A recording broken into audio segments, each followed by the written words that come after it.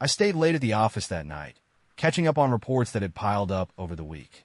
The building was quiet, just the hum of fluorescent lights overhead. I stretched, rolling my shoulders, and decided to grab a coffee before finishing up. The break room computer sat in the corner, the screen glowing in the dim light. Someone had left it on, an open email catching my eye as I passed. It wasn't mine, but the subject line stopped me cold. Hotel reservation confirmed, Saturday night. I stared at it. The sender was my boss, the recipient my wife. My stomach turned, fingers hovering over the mouse. I shouldn't, but I did. The thread ran deeper than I wanted to see. Messages back and forth, coded words that barely bothered to hide their meaning. They'd been meeting for months. Restaurants, bars, a weekend getaway for work. And now this, the confirmation for a room booked under his name, scheduled for tomorrow night. I sat back, feeling the weight of it settle in. My jaw clenched so tight my teeth ached. I had options. I could wait until she got home and confront her. I could show up at that hotel and watch the scene play out in real time. Or I could walk away, leave her to it, and handle things on my own terms. The coffee machine gurgled behind me, oblivious. Morning would come soon enough. I had a decision to make. I shut down the computer, my hand steady even though my chest felt like it was cracking open. The office felt different now, colder, smaller. I grabbed my jacket and walked out without looking back. The drive home was a blur. I barely noticed the stoplights, the familiar streets. My hands gripped the wheel tighter with every mile. When I pulled into the driveway, I sat there a long time, the car idling, my eyes fixed on the porch lights spilling across the pavement. Inside, the house was quiet. The kids were already asleep. I could hear the faint sound of the television from the living room. She was on the couch, scrolling through her phone. When she saw me, she smiled like nothing was wrong, like she wasn't planning to meet another man in a hotel room tomorrow night. "Hey, you're home late," she said, her voice light. "Long night."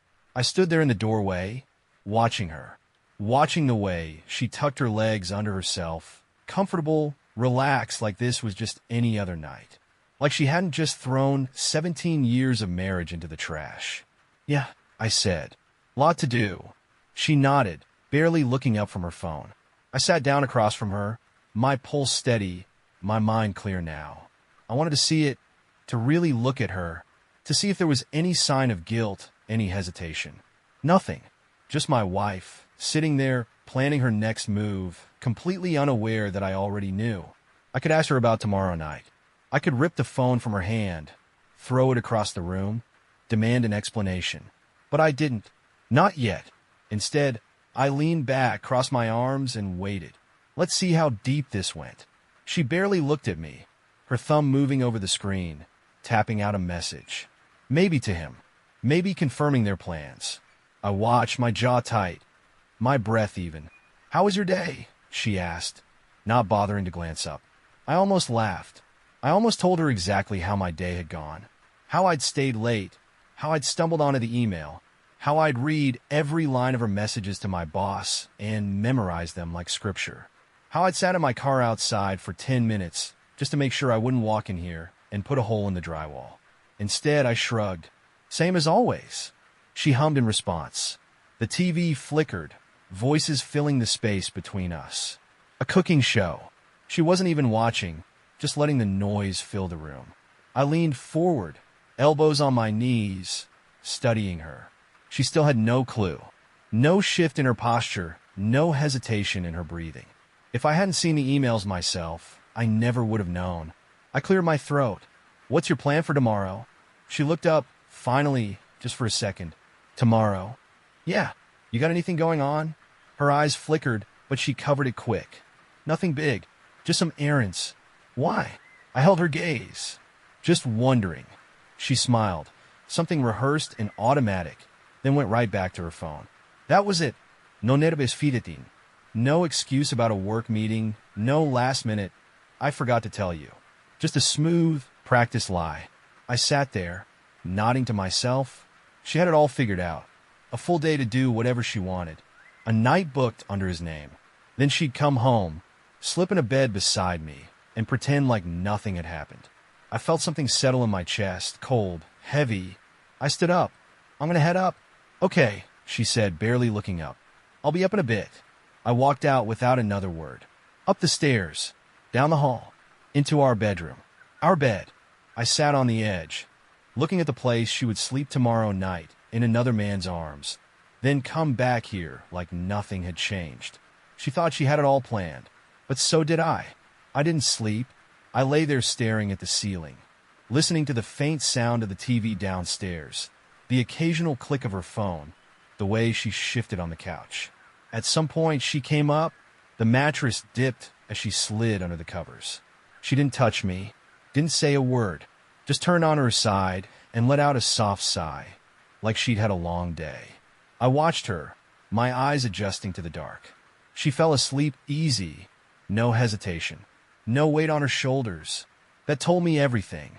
I got up before the sun, took a shower, dressed, sat in the kitchen drinking coffee while the house was still quiet. She came down a little later, stretching, yawning like it was just another Saturday. She smiled when she saw me. You're up early. Yeah. She poured herself a cup, leaning against the counter, scrolling her phone. I waited, wondering if she'd say something, if she'd tell me she had plans, if she'd at least try to come up with an excuse. Nothing. She glanced at the clock. I've got a few things to take care of today. I sipped my coffee. Oh, yeah, just some errands. Maybe get my nails done. Not sure yet. Another lie.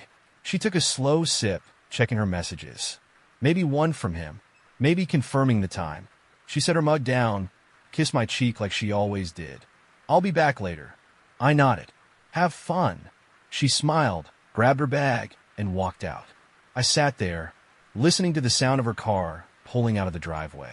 She thought she had it all figured out. I picked up my phone and made my first call. Time to ruin their plans. I stepped outside, watching her tail lights disappear down the street. The morning air was crisp, quiet. Just another Saturday in the neighborhood. Lawns being watered, joggers passing by, someone walking their dog. She was on her way to the hotel. I finished my coffee, then grabbed my keys. Time to move. First stop, the office. The parking lot was mostly empty. I took the stairs instead of the elevator, my footsteps steady, unhurried. My boss's office door was closed, but I didn't need to go in. I just needed access to his car. I walked back down, found his sleek black sedan parked in the corner spot, the same one he always used. I pulled out a small envelope, slipped it under his windshield wiper, then stepped back. Inside was a single printout, one of the emails. The worst one, asterisk I need you. Can't wait to feel you again. Tomorrow night, can't come fast enough. Asterisk. Her words. His name, the reservation details. Let him read it before he checked into the hotel. Let him squirm. Let him wonder if this was just the beginning. I left the lot without looking back. Next stop, the hotel. Hashtag hotel parking lot. 10:45 a.m.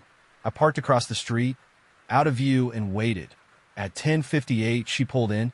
Same car, same spot, like she'd done this before. She didn't even hesitate. Just grabbed her purse and walked inside, moving fast, head down.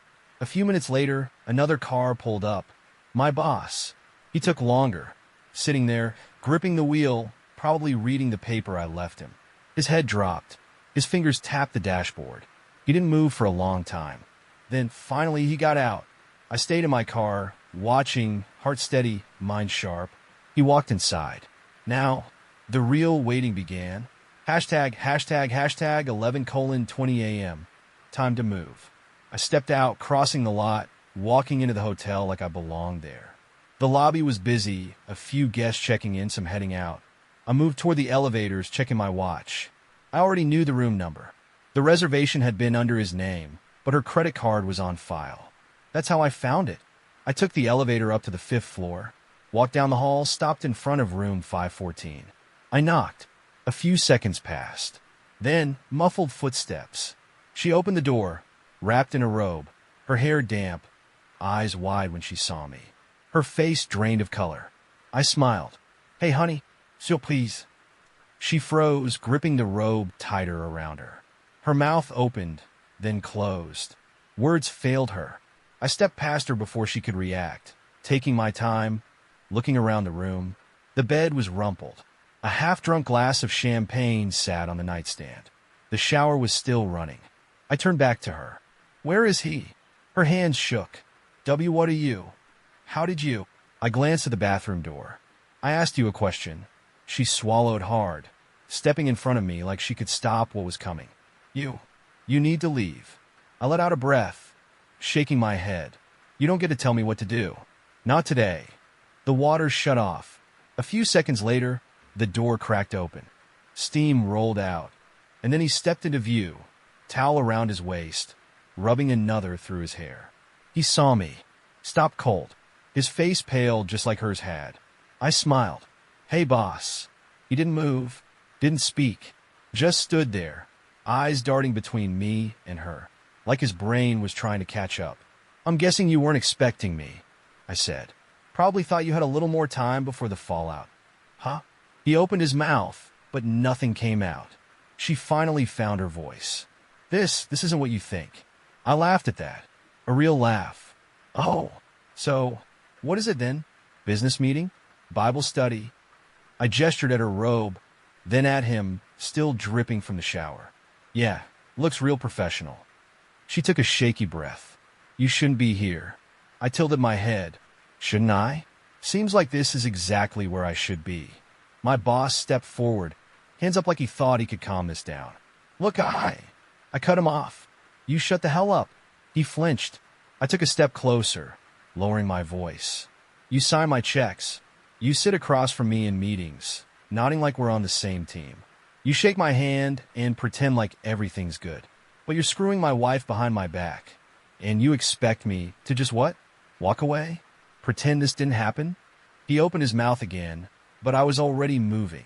Slow, controlled. I grabbed his towel and yanked. He barely had time to react before it was gone, leaving him standing there, bare-assed and exposed. I tossed it into the corner and smiled. "There! Now you look as pathetic as you are."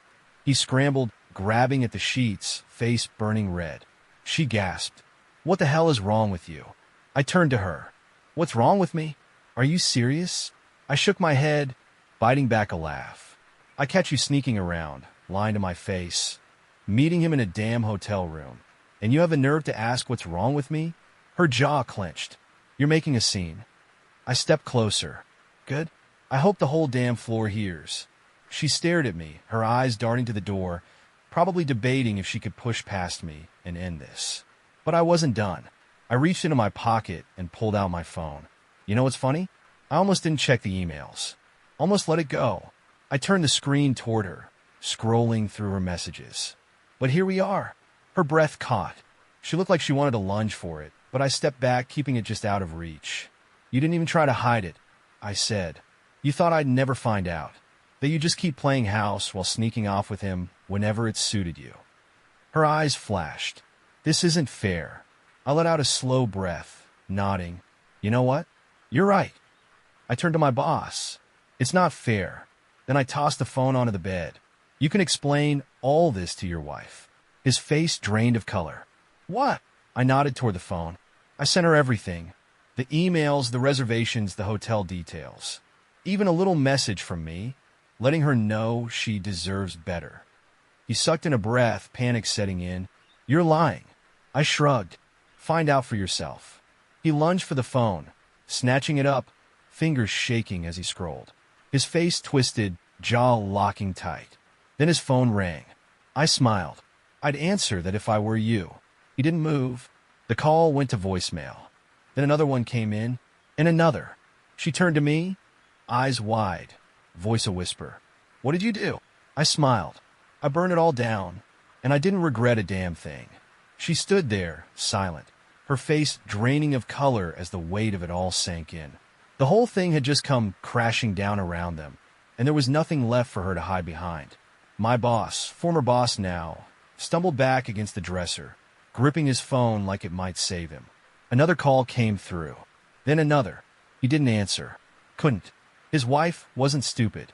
By now, she had the emails, the reservations, the timestamps.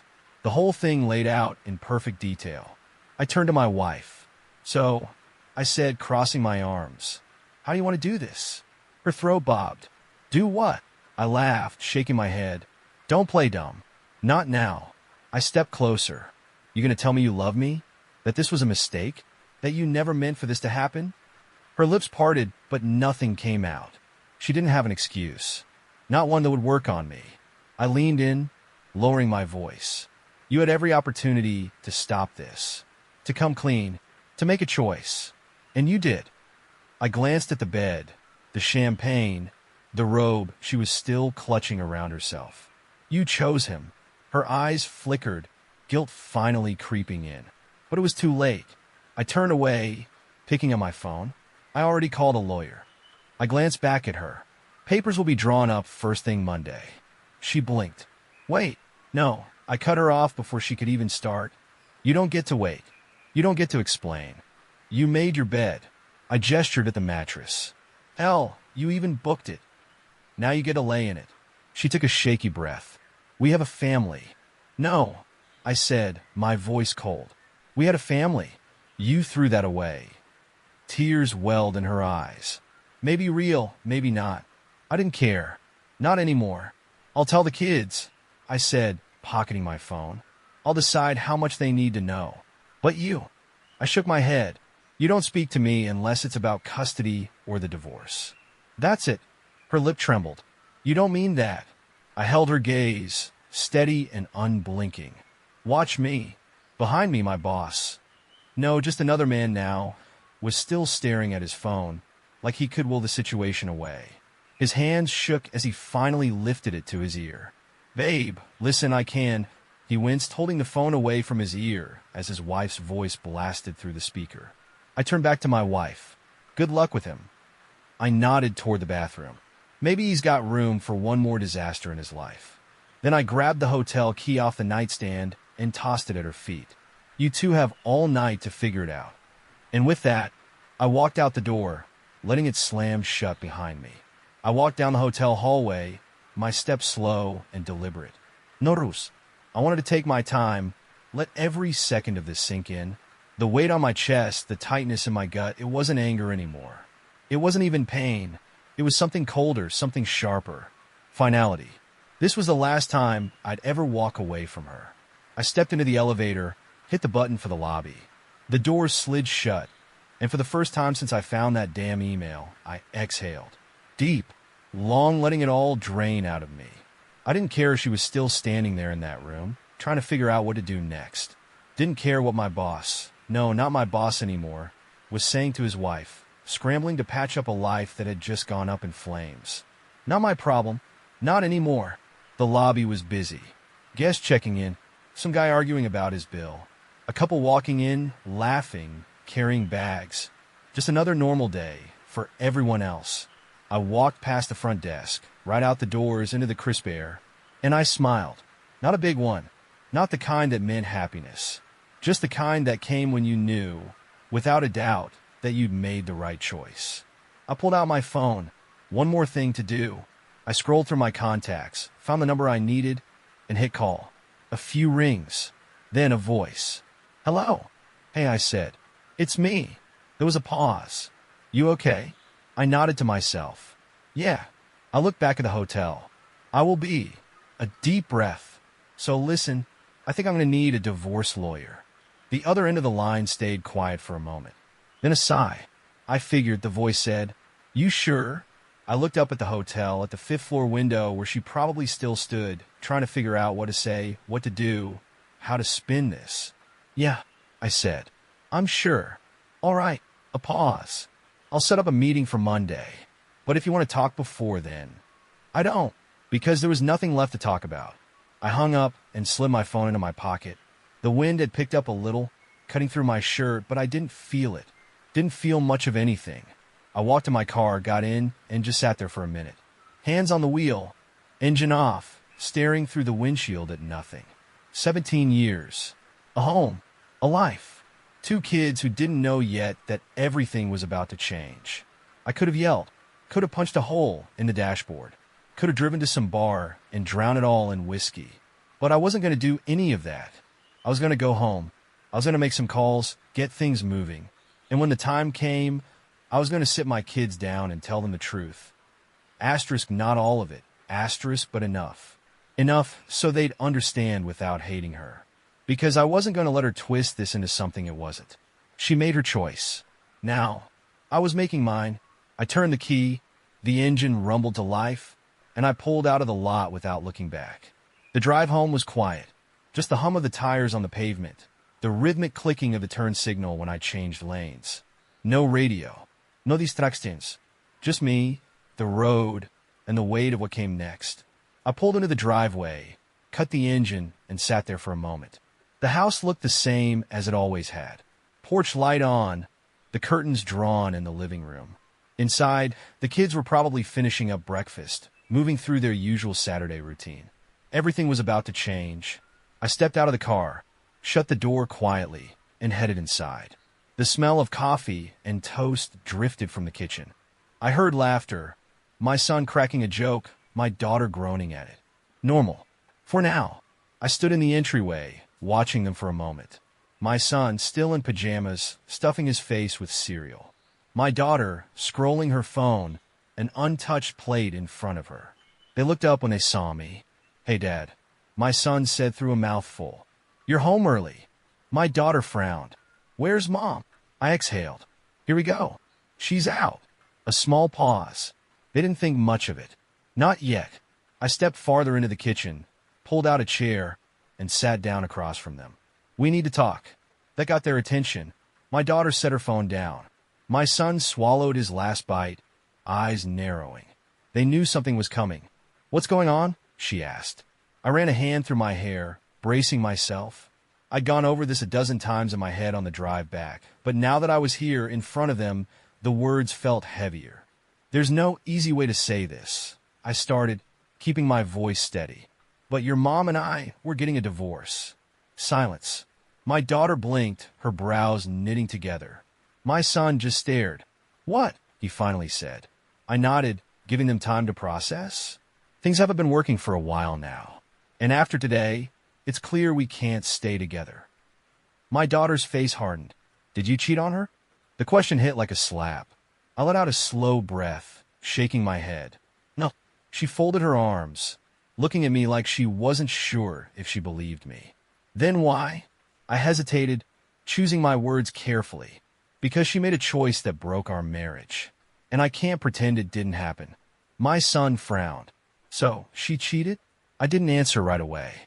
I wouldn't lie to them, but I also wouldn't drag them into something they weren't ready to handle. "Things happen that can't be fixed," I said. "That's all you need to know." They exchanged a look. My daughter's face was unreadable. My son looked confused, hurt. "What happens now?" he asked. I leaned forward, resting my forearms on the table. "We figure things out. You two will stay here. This is still your home. Your routine won't change much. But your mom and I, we won't be together anymore." She sat back, eyes glossy but unreadable. "Does Mom know you're telling us?" "She will." Another pause. Then, her expression darkened. "She's going to try to blame you." "I know." She nodded, processing that. My son still looked shell-shocked, but he didn't argue. "Are you okay?" he asked. I thought about that. About everything. The hotel, the emails, the betrayal, the anger, the relief. "I will be," I said. And for the first time all morning, I meant it. The house felt different now. Like the air had shifted, like something had cracked open that couldn't be closed again. My daughter sat there, arms crossed, jaw tight, thinking. My son kept his head down, his spoon stirring the last bits of cereal around the bowl. I gave him space, letting it sink in. Finally, my daughter broke the silence. "So, when do we talk to her?" "Soon," I said. "I wanted to tell you first. You deserve to hear it from me, not through some half-truths or excuses." Her lips pressed into a thin line. "She's gonna lie." I didn't argue. We both knew it. My son finally spoke. "Where is she?" "At a hotel." His head snapped up. "A hotel? Why?" I met his eyes, steady and calm. I didn't want to spell it out, but I wasn't going to sugarcoat it either. "She's with someone else."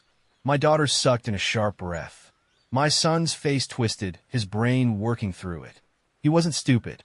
"You mean," he stopped, looked down at his cereal, then pushed it away like he'd lost his appetite. Jesus. My daughter's face hardened even more. You should have let us talk to her first. I want to see what lies she was going to tell. I almost smiled. Tough kid. Maybe you still will, I said. She exhaled, shaking her head. Unbelievable. I leaned back in my chair, watching them. This doesn't change anything between us. I'm still your dad. I'm still here. Neither of them spoke. My son sat with his hands clasped, staring at the table. My daughter rubbed her temples, like she was piecing things together. Then, finally, she looked at me. What do you want us to do? I shook my head. Nothing. This isn't on you. I'll deal with your mom. You two focus on yourselves. She nodded, but I could see it in her face. She wasn't going to just let it go. Neither was I. The front door opened. She was home. The kitchen went dead quiet. My son stiffened. My daughter clenched her jaw. Footsteps. Her bag dropped onto the table in the hall. Then she walked in, still wearing that same damn robe, like she hadn't even thought to cover up the fact that she came straight from his bed back to this house. She froze when she saw all three of us at the table. She opened her mouth, then shut it. I stared at her, waiting. Her eyes darted to the kids, then back to me. What's going on? I let the silence stretch. Let her feel it. Then I leaned forward, resting my elbows on the table. We need to talk. She stood there in the doorway, gripping her bag, her face shifting between confusion and something else. Something cautious. Like she already knew. Like she was scrambling to figure out how much I had told them. The kids stayed quiet. My daughter crossed her arms, her expression stone cold. My son just stared at the table, his jaw clenched. He hadn't looked at her once. She swallowed. Talk about what? I exhaled, shaking my head. Don't do that. She blinked. Do what? Pretend you don't know. Her lips parted, then pressed into a thin line. Cut the bullshit, my daughter snapped. That hit harder than anything I could have said. My wife's eyes flicked to her. Excuse me? You heard me. She sat back, arms still crossed. We know, Mom. A flicker of something crossed her face. Guilt? No. Something closer to panic. Her gaze darted to me, then to my son. He still hadn't looked at her. She tried again. I don't know what your father told you, but he told us the truth. My daughter cut in. Something you clearly weren't planning on doing. She opened her mouth, hesitated, then shifted tactics. I was going to tell you. My son scoffed under his breath. I leaned back, watching her, letting her dig the hole deeper. When? I asked. After a few more business trips? After a few more nights at the hotel? Her jaw tightened.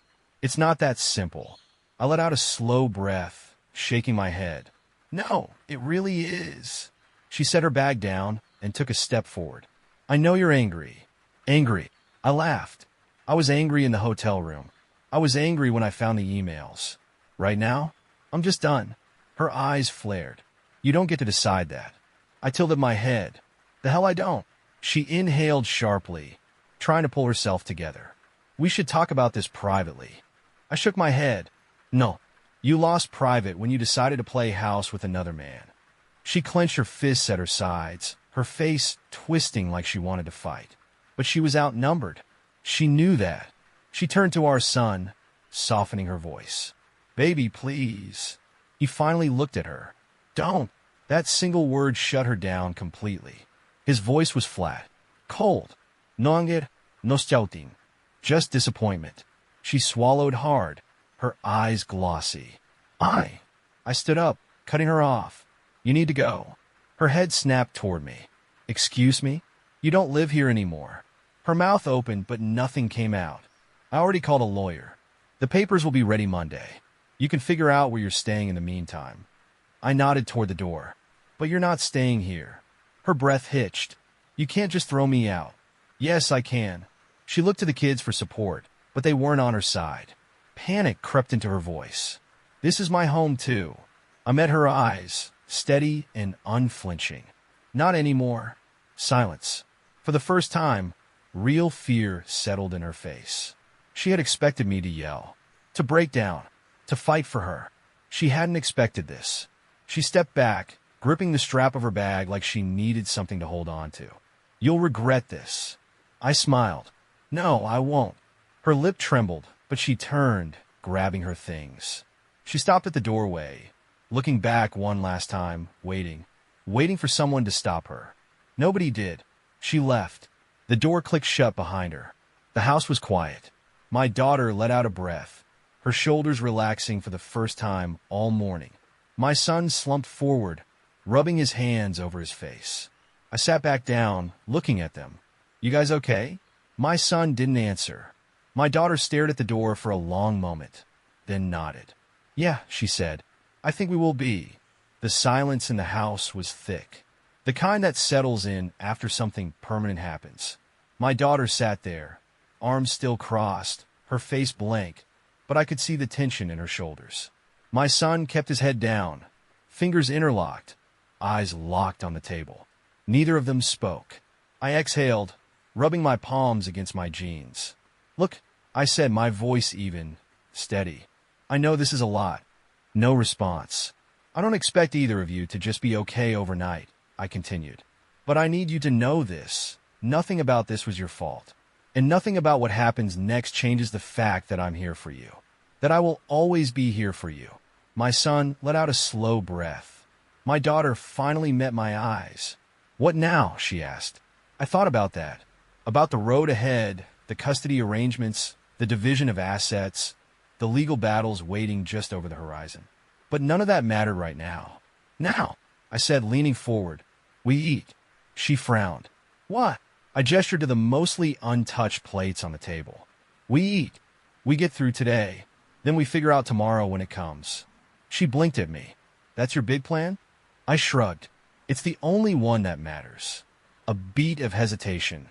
Then, just barely, her lips twitched into something close to a smile. You're an idiot. I grinned. Yeah, but I'm an idiot that makes damn good pancakes. She rolled her eyes, but I saw the shift in her posture. The weight lifting, just a little. She picked up her fork. Fine, but if they suck, I'm telling Mom. I let out a short laugh. I think you're out of luck there. My son finally looked up, a small smirk pulling at the corner of his mouth. He grabbed his spoon and started eating again, shaking his head. This is so messed up. Yeah, I agreed. But we're gonna be all right.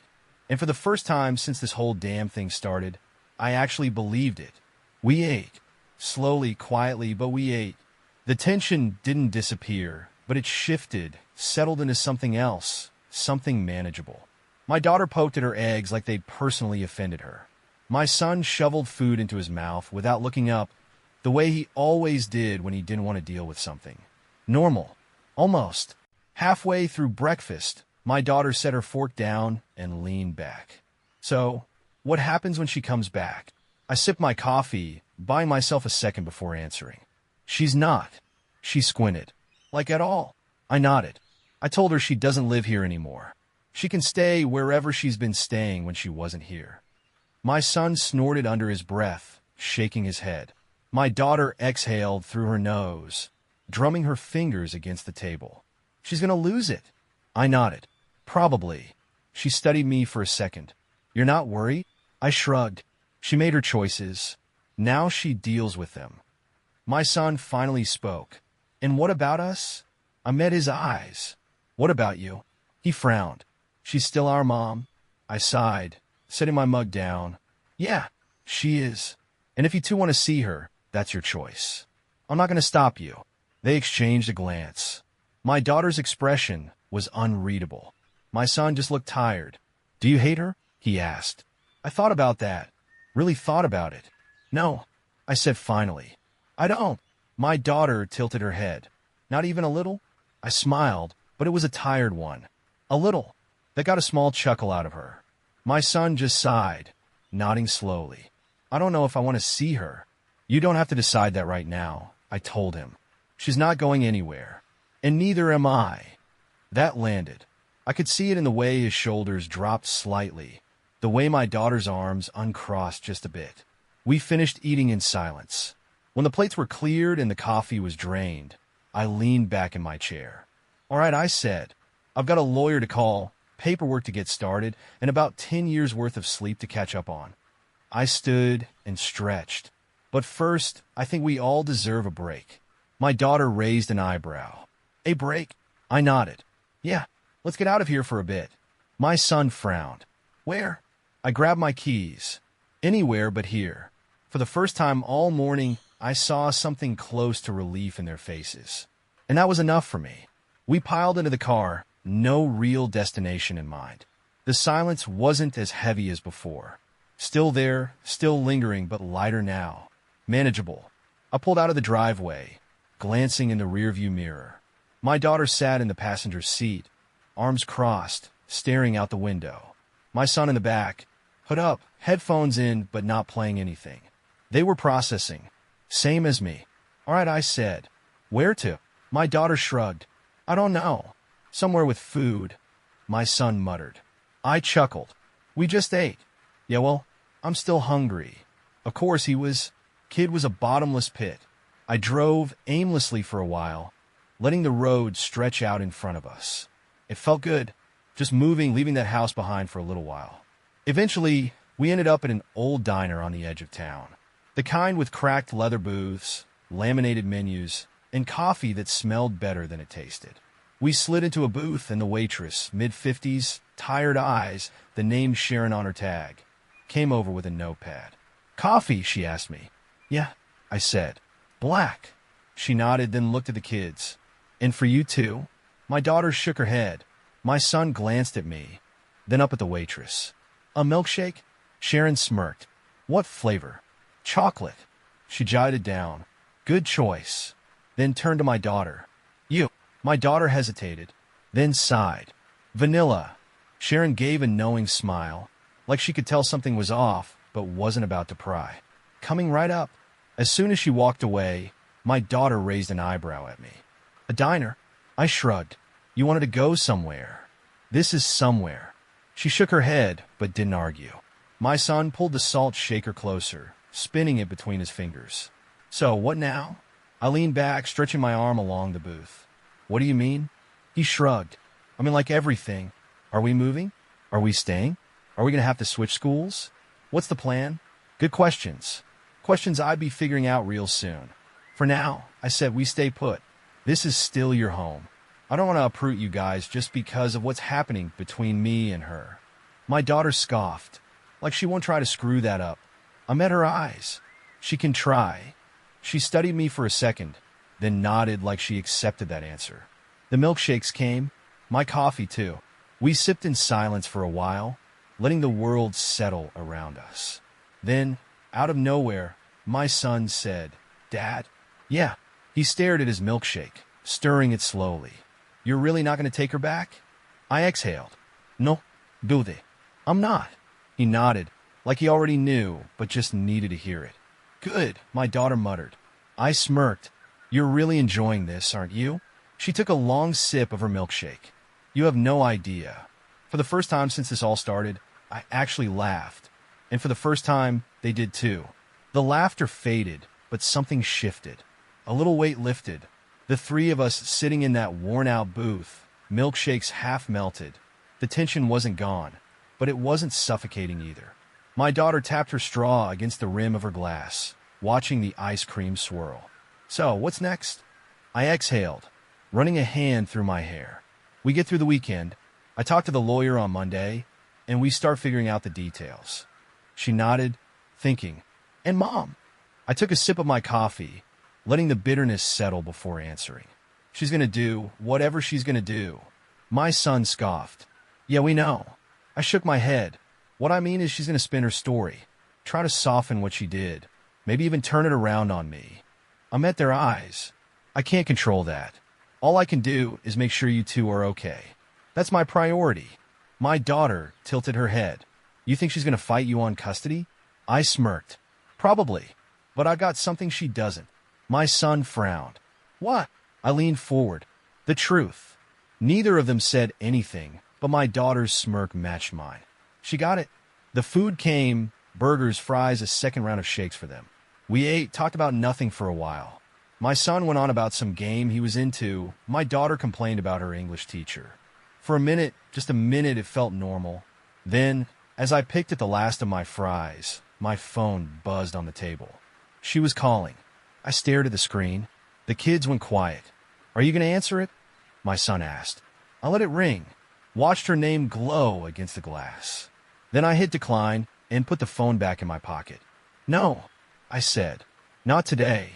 I flagged down the waitress, dropped cash on the table. Come on, I said. Let's go home. They followed me out, the sun hitting our faces as we stepped onto the sidewalk. This wasn't over. Not by a long shot. But for the first time in a long time, I felt like we were going to be just fine. The ride home was quiet, but not heavy. My son leaned against the window, watching the world go by. My daughter had her phone out, but wasn't really paying attention to it. I kept my eyes on the road, my mind already running through what came next. Lawyers, custody, finance. She'd fight. I knew that. She wouldn't take this loss sitting down. She'd call, text, maybe even show up, trying to twist things in her favor. Didn't matter. I wasn't playing her game. When we pulled into the driveway, I noticed something immediately. Her car was parked out front. She was standing on the porch, arms crossed, waiting. My daughter let out an annoyed sigh. Of course. My son tensed in the back seat. Can we just go somewhere else? I cut the engine and turned to them. You don't have to talk to her if you don't want to. You can go inside, head to your rooms. I'll deal with it. They both hesitated. Then my daughter nodded. Okay. I stepped out, shutting the door behind me. She straightened when she saw me, her expression unreadable. I met her eyes calm, unbothered. You're not supposed to be here. She huffed. This is my house too. Not anymore. She crossed her arms, shifting her weight. We need to talk. I glanced at the kids, watching from the car. Not in front of them. She pursed her lips. Fine, let's go inside. I let out a short laugh. You really think you can just walk back in? She clenched her jaw. I live here. No, I said, stepping closer. You asterisk did. Asterisk now, you don't. She shook her head, like I was being unreasonable. You don't get to just kick me out, make decisions without me. We need to figure this out together. I smiled. Funny, you didn't seem too interested in together when you were booking hotel rooms. Her face twitched. I'm not doing this out here, she said, voice low. Let's just... No, I kept my tone even. We don't have anything to talk about. The lawyers will handle it. She glanced at the kids, still sitting in the car. Her expression softened. They need me. They needed a mother who wasn't sneaking around behind their backs. I shot back. You made your choice. Now live with it. She looked at me for a long moment, her lips pressing into a thin line. You're really not going to let me inside? No. Her jaw clenched, but she nodded like she was finally getting it. This isn't over, she said. I smirked. I know. She hesitated, then turned, walking back to her car. She didn't look back. When her engine started, my son let out a breath. Jesus. My daughter just shook her head. She's going to be a problem. I sighed. Probably. Then I gestured toward the house. Come on, we're home. They followed me inside. The door shut behind us, and for the first time since this all started, it finally felt like ours.